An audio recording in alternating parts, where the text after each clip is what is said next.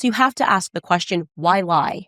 And I think that just any lie at all makes me feel uncomfortable because lies are not necessary unless you're covering something up. No matter what the lie is, why do we lie?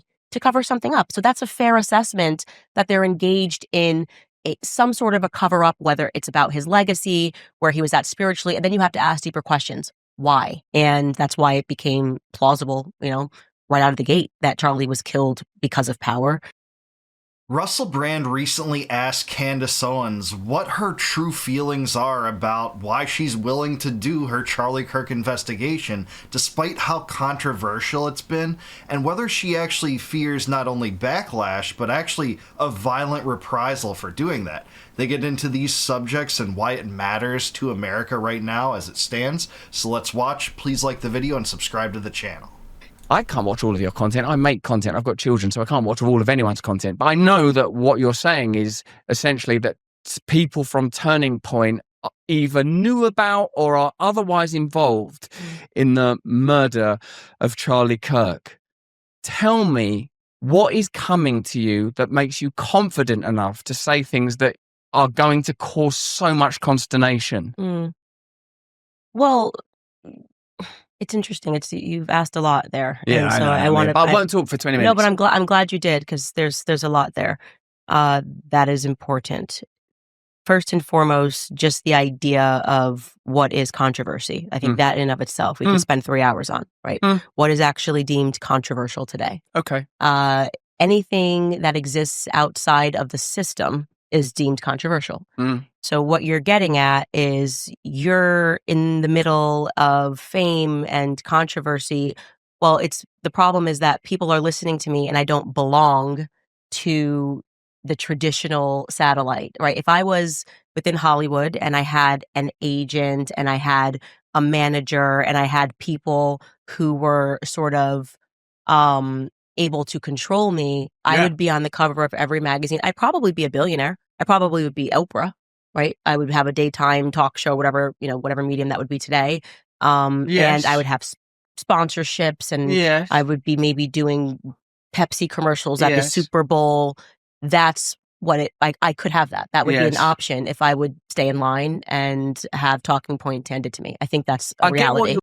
Yeah, that's absolutely true. Anything that deviates from what my friend Tom Woods calls the index card of allowable opinion will put the crosshairs on you from the regime, and you will get a lot of backlash, you will get a lot of anger, you will get a lot of indignation, as Candace Owens has. And you can apply this to really any spectrum in politics. For instance, if you don't toe the Zionist line and repeat the Hasbara mantra and propaganda that Israel's just defending itself, that, Israel has a right to exist, and, nothing in Gaza is their fault whatsoever, it's all Hamas, that is what the regime wants. So if you don't do that, like Candace Owens did there, she'll attract anger. Because she dares to say, hey, the FBI narrative is not only warped, but it's twisted and it's based on lies. That is putting the crosshairs on her too. Thankfully for her, and thankfully for Americans in general, the rise of the independent media is assuring that, people just don't trust the FBI anymore. It becomes less and less popular to just be drawn exactly to the FBI narrative in anything, let alone the Charlie Kirk assassination. I get what you're saying, but from the very beginning, you were for as long as I've tracked your career, you were at the beginning Black conservative woman, right? So it's not, So I was always existing, and that's why I'm not a billionaire. That's why I'm not exactly. The point is, if I had gone through the mainstream, if you will, I would be much more successful today. I hear what you. is controversial is thinking outside of it, being independent, and saying something is wrong with the mainstream. So that's where I am. And for me, I think since my earliest thoughts, I always kind of felt, and I talked about this week on my podcast, I just sort of always felt like an alien because I didn't understand it, right? I didn't understand people who lie, who are fake. I mean, when I say I've always been like this, my parents would tell you stories of how they would have to, and my daughter is this way now, so it's very funny, but they would be debating me when I was a toddler because, the traditional methods of just saying, oh, because I said so, I was constantly stirring up controversy by being like, well, Daddy, that doesn't make any sense. Mom, that doesn't make any sense. And I'm 4 and 5 saying, I need to require a little bit more than just do this because I said so. So it's who I am, right? I have been this, and I say probably the person that I'm most like is my grandfather. My granddad was stubborn and stubborn in the right ways, stubborn in his values, his faith, his family, and believed that deals should be done on a handshake. You should be able to look someone in the eye. I don't need a 300-page complicated contract. Yeah. If I say I'm going to be here on Monday, I'll be here on Monday. That's no longer the world. And so I think I'm a bit of an old soul. Yeah, I mean, that's why we love Candace Owens, her diligence, her relentless nature to search for the truth, defend the things she holds dear, no matter how unpopular it is. And it is so unpopular in so many circles, making her a pariah not only to a lot of the people on the left, but also the people on the right. People from vast spectrums of America both hate her right now and love her right now for what she's doing, trying to get to the bottom of the Charlie Kirk assassination, trying to sift through the puddle of lies that the FBI has left with us, the unanswered information, the unanswered reasoning as to why so many people close to Charlie Kirk would lie about him for so long after his death. Saying that he went to his death a devoted Zionist, even though Candace Owens revealed that he had said 48 hours before his death he had no choice but to leave the pro-Israel cause, in a group where some of the same people that continued to lie about him were in that group, seeing those words and knowing the truth, but went on to try to make this guy into something that would favor their preferred political trajectory. And that seems very, very not only odd, but evil and malevolent and outright dishonest. If you're going to call this guy a friend, that's exactly what Josh Hammer did. And then he went on to do this, knowingly repeating lies about Charlie Kirk and how he actually was wrestling with this Israel question at the end of his life, and not only wrestling with it, rejecting it at the very end, not only saying, hey, we're still going to have Tucker Carlson at our future Turning Point event, but let's invite Candace Owens too. That's in Charlie's own words, and yet they lied. So there's a lot of lies around this, and you might ask yourself, well, what else may they be lying about? So I support her investigation. Do I conclude that all of the information or all the angles to this have, been relevant necessarily to a single assassination plot? No, I haven't, but it's all for her to sift through, and it's her that gets to lead this. And that will be the new era, the new frontier of investigations in the new independent media. I think is what my problem is today. I don't fit in with this sort of new age propaganda, tell somebody something to make them feel good. I just would rather say the truth, and that's it. Yeah. Now, in terms of how this applies to the Charlie Kirk thing, so much of this is spiritual. So much of this is, I think, God and where I was in my life and the relationship that I had with Charlie. And me being one of the people that helped to build Turning Point. I mean, the Kanye thing happened when me and Charlie were building Turning Point. It was a tiny little organization that people didn't know much about. You were integrally involved in the formation, because I know that your husband, because we were hanging out when you met your husband, as we always clock when we chat, and that was TPUK, and that was TPUK. So you are, because I sometimes think this is my point, just to declare. Charlie was there, by the way. He wasn't at your house, but Charlie, that whole thing was, I left Charlie, came to your house, got back with Charlie. He was on that trip. Yeah, and then we went to George. Yeah, I mean, I have to admit that I was never that impressed with Candace Owens years and years ago. I know she had done a lot of work with not only PragerU, but Daily Wire, but then I looked at her as, maybe this was my fault for perceiving her and generalizing this way, just a Daily Wire stooge. She worked for Ben Shapiro, the Zionist epicenter of the conservative right institutionally. But man, has she bucked the status quo of what was expected of her in that regard, not only when it came to the Israel first mantra that's embraced by so much of the right, but also questioning the FBI and the deep state in ways very few elements of the political establishment on the right ever did. Even when it came to January 6th or Russiagate, so many pro-Trump Republican stooges were willing to buy some of that and just completely toe the line of the government's narrative on both things, including people like Lindsey Graham, who Trump campaigns for openly, was dug into supporting Russiagate. Well, Candace Owens just rejects the deep state's lies as such, and they are exactly that. They're built upon a mountain of propaganda, and you can apply that to every situation, from the Whitmer entrapment to Jan 6 to COINTELPRO to murdering Fred Taylor, to wiretapping Malcolm X and Martin Luther King and Stokely Carmichael, to trying to convince King to commit suicide and ultimately killing him if you side with his family on that, which that's what his family believes, killing women and children alive at Waco and Ruby Ridge. That is what we get from the FBI. So cheers to Candace for telling the truth about their behavior. It was obviously a big change when Trump went into office, because a lot of independent media essentially started to fulfill the same function as mainstream media, i.e. advocating in a partisan way for the incumbent, for the person that's in power. Right. You've obviously not done that. Now, but my simple reaction was, I don't know who would want Charlie Kirk dead. What difference is it going to? Who benefits from Charlie Kirk being killed? Who benefits? Like, as they say, cui bono. That's the question to always ask. And I actually didn't understand how Israel benefits from Charlie Kirk being murdered. I certainly can't see yet how, like, sort of French special forces could, so can you explain that to me?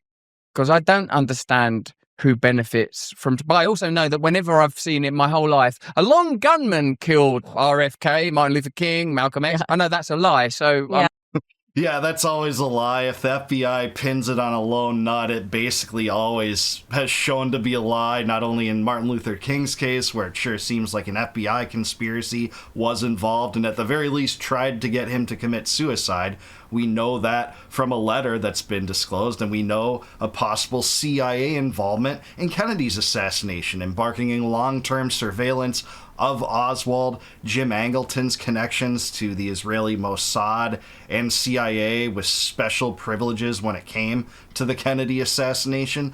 Those things have left, an imprint on the mindset of distance. It's not most Americans that know about those things, but people that study it know. But I think it's a fair question. How do you link, many of the things that have brought up, French Legionnaire involvement, potential Israeli involvement, which, to be fair, Candace hasn't really rammed down the throats of people. She has brought up that, hey, it might be significant that there were, something like, I can't remember how many, like 18 cell phones that were from Israel that were activated and on site that day at Utah Valley U or in the general vicinity.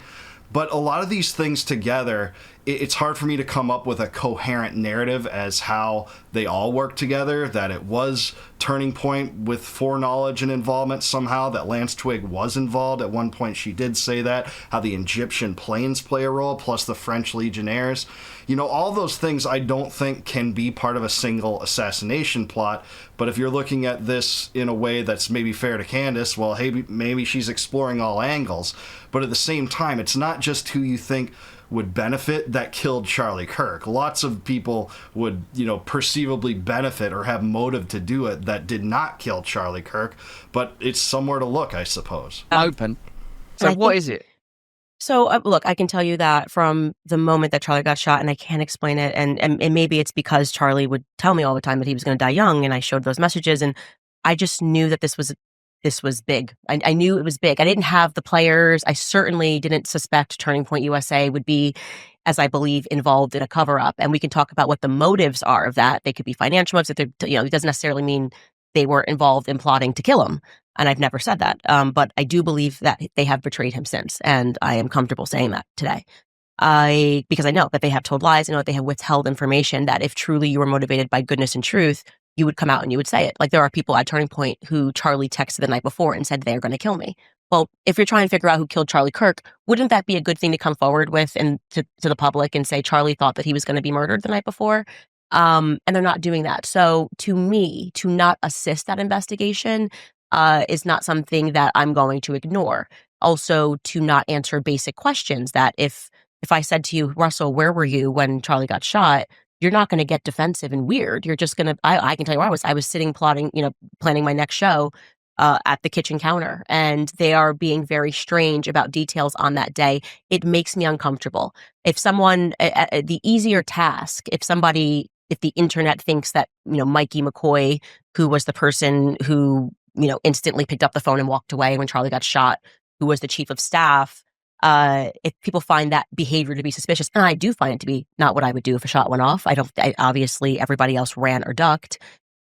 Yeah, actually, that shows the potential for foreknowledge. That is what something that Candace Owens has brought into her show, one of the angles she's explored. And it's not just Mikey McCoy's foreknowledge. It's supposed foreknowledge on behalf of another Turning Point employee that took the SD cards out of the camera, which Candace has said shows, potential an odd response. And then someone else that went back behind the podium, or not podium, but the area in which Charlie was hearing this, delivering the speech, right after he was shot, right after blood gushed through his neck, and people saw that on camera or the people in person. There was another Turning Point employee, I think his name was Tyler, but I could be wrong about that, went back behind and said Charlie Kirk's just been killed. They just killed Charlie Kirk, implying that there was possible foreknowledge there. So I don't know if it's just a cover-up, that if you listen to her episodes as she is purporting here, it's at least foreknowledge, which some could interpret as involvement in the death itself. That is possible too. I just want to be fair about some of the things that she has said on her shows. And he instantly picked up a phone. I would just show my call log and I would be like, guys, this is crazy. Like I called my mom and and so it's the absence of answering and the blaming and the yelling that feels off to people. And I think that's fair. I think spiritually, people are sensing, their intuition is coming online and saying, this just doesn't feel right. Again, we can assign different motives. There are donors that were pressuring Charlie. Those donors are still there. They could be saying, we want you to never tell us to make it so that he is his memory, rather they're fighting over his memory, his legacy, that he was Judeo-Christian. I'm not comfortable when the spokesperson of Turning Point USA comes out and essentially tries to paint a picture like I'm lying, when I very lightly in reminiscing about me and Charlie mentioned that, our last conversations, just like I would say this if you, God forbid, died tomorrow. Don't use that as an example. Yeah, but I would say I was pushing Russell to become Catholic, because that's true, right? It would be very strange if your spokesperson came out and said, that's absolutely not true. He was not praying the rosary. She never had this discussion. That's what Turning Point USA did. There was a discussion between Andrew Kova and Alex Clark, because I don't know why, but, the Judeo-Christian syndicate of influencers seized on this one sentence I said. It never was meant to be antagonistic. It was just an honest, we were talking about Catholicism, and they all started making videos saying it's absolutely not true. Charlie never flirted with it. Yeah, I mean, any small lie would raise eyebrows like this, right? If you know that to be false and or true, but they are talking about falsehoods, indicating that there's a disconnect between your known perception of what this guy was doing in the last days of his life when he was your friend. That has to just raise eyebrows. But it goes so far beyond that when they lied about really key details, like, trying to say that he went down as the most rigid adherent to the Zionist pro-Israel cause in his death, when that provably people were exposed to the truth that he wasn't. That he didn't want to just adhere to the notions of this pro-billionaire Zionist donor class that was applying mass pressure against his organization and Turning Point USA to get him to disavow Tucker Carlson, not invite him to future Turning Point events, not invite Dave Smith to debate Josh Hammer, and frankly, hand Hammer's ass to him. Frankly, he hammered Hammer, so to speak. But that is what the Zionist donor class wanted. The Bill Ackmans and Robert Shillmans of the world that were donating to Turning Point didn't want that. And despite the money that came with them not wanting that, turning away from this, it was a turning point in some ways. Charlie Kirk said, no, that's not what we're going to do. I have no choice but to leave the pro-Israel cause. That's an even more significant lie that Candace has noticed, and so have those that have followed this case. Turning Point knew that Charlie was going to mass, sometimes daily. They knew he was praying the rosary. They knew that Erica took a priest to pray over his body when he died. So you have to ask the question, why lie? And I think that just any lie at all makes me feel uncomfortable, because lies are not necessary unless you're covering something up. No matter what the lie is, why do we lie? To cover something up. So that's a fair assessment that they're engaged in some sort of a cover-up, whether it's about his legacy, where he was at spiritually, and then you have to ask deeper questions. Why? Everyone in the world, after you watch Charlie get publicly executed, sensed fear if you were in the public sphere. I think you probably felt, whoa, chill. Every person, I think, realized, wow, this is not, we're in politics, and we are now seeing what the political system is, and they are willing to kill for power. And that's why it became plausible, right out of the gate, that Charlie was killed because of power. Before they even came out with kind of the ridiculous story about the 30-06 and the Superman neck, and because he eats carrots, whatever it is. Yeah, the whole 30-06 Superman neck tale told by Andrew Colvett is one of the hardest things to swallow about this entire case, and that doesn't necessarily prove who or who did not shoot Charlie Kirk, but there's something weird with the narrative when you're going to say a 30-06 round is stuck in the neck for the most part. Now, I've talked to gunsmen and firearms experts and people that have shot this rifle. I've only shot one once, but there are hunters that shoot this rifle, and there's different kind of bullets that have different kind of purposes behind them, and a lot of people have said, like, hey, bullets can do a lot of things, but a lot of people have a hard time believing that this 30-06 round stuck in his neck because of Superman powers, as Turning Point said. So stuff like that doesn't really conform to a narrative that most Americans are willing to accept as to why this case needs to be scrutinized. Every aspect of it needs to be scrutinized when we're not given answers. And hey, they say, wait for the trial, there'll be more answers. Well, maybe, but that shouldn't stop citizens from investigating a fire when there's just smoke, looking for a fire when you see smoke. People sense that there's a possibility here that the world could be this evil. And I think that also, by the way, is what gripped people globally, was you kind of saw this guy and you felt spiritually impacted by watching him be publicly executed. If Charlie had died in an accident, I don't think it would have had the same impact, but they chose to publicly execute him. And so, yeah, of course, there was an element of, okay, this is getting real, and this is getting serious. My greatest fear is not getting into heaven, because I actually am a Christian, and I question the Christians who lie, who choose to lie because they are so attached to the earthly possessions that they are getting in terms of money. My bigger fear is my children growing up in a world that's run by pedophiles. That terrifies me. Yeah, it should terrify all of us, especially due to the willingness of our government to cover up pedophile sex rings and possible blackmail operations on the part of Israel, knowing Epstein's connections to Israel and just saying, hey, there's nothing to see here, it's a Democratic hoax.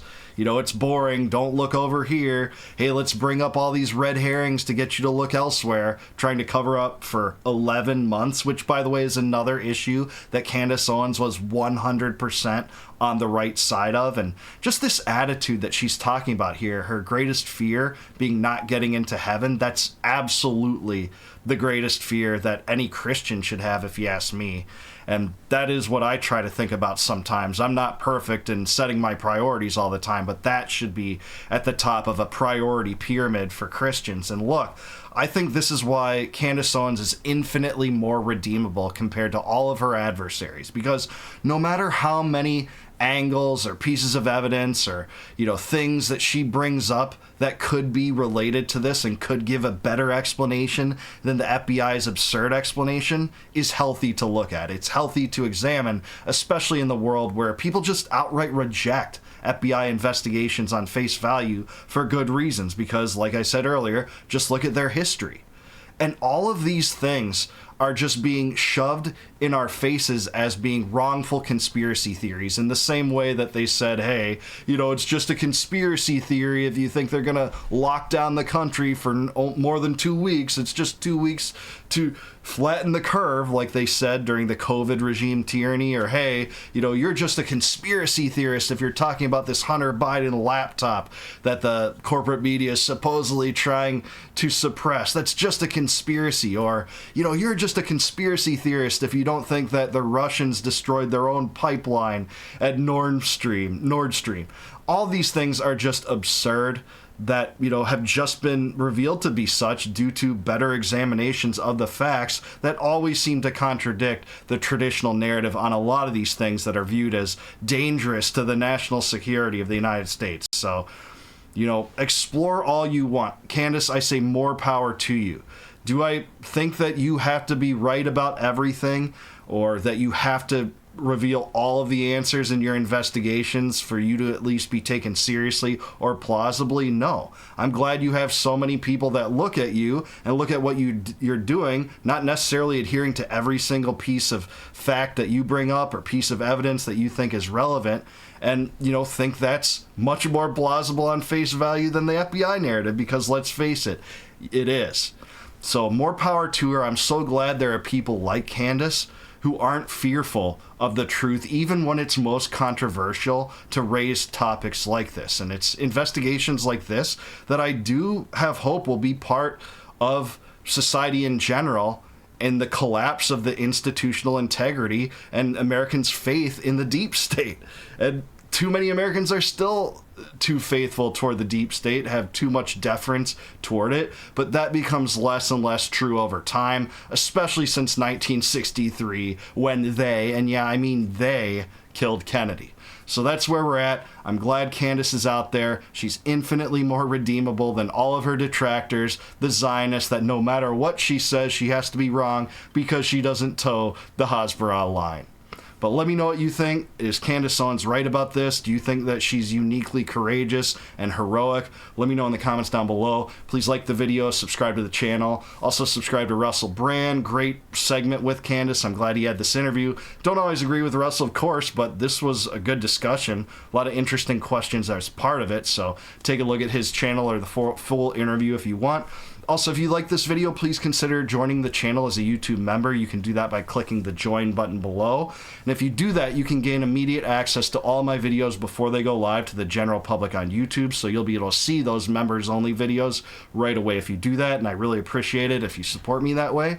And if you want a free copy of my first book, Compact of the Republic, click the link in the description below. It'll shoot you off to a website. You just plug in your email and I'll send you that book in PDF form, absolutely for free, no obligation, just because I appreciate you watching. And until I see you guys next time, no more war, no more debt, no more inflation, and no more empire. Peace out, guys. Catch you in the next one.